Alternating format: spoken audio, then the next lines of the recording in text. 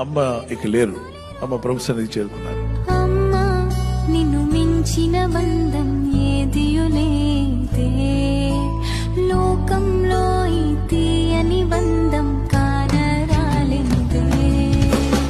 ఎడబా వచ్చినప్పుడు ఎంతో దుఃఖం వస్తుంది. మా తల్లి మా 4 పిల్లల కోసం ఎంతో ప్రార్థన చేసింది. అంతేకాకుండా దేవుని పిల్లల కొరకు ప్రార్థన చేసింది. ఎన్నో సంఘాల కొరకు ప్రార్థించేది మా అమ్మ. ప్రార్థించే తల్లిని కోల్పోయినందుకు బాధ ఉంది, వేదన ఉంది, దుఃఖం ఉంది.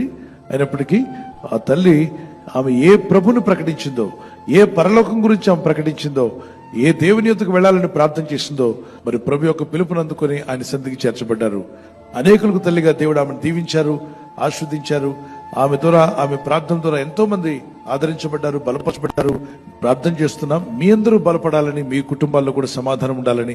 దేవుని వాక్యం మనల్ని ఆదరిస్తుంది, పరిశుద్ధాత్ముడు ఆదరించేవాడు. నిరీక్షణ లేని ఇతరుల వరే మీరు దుఃఖపడకండి.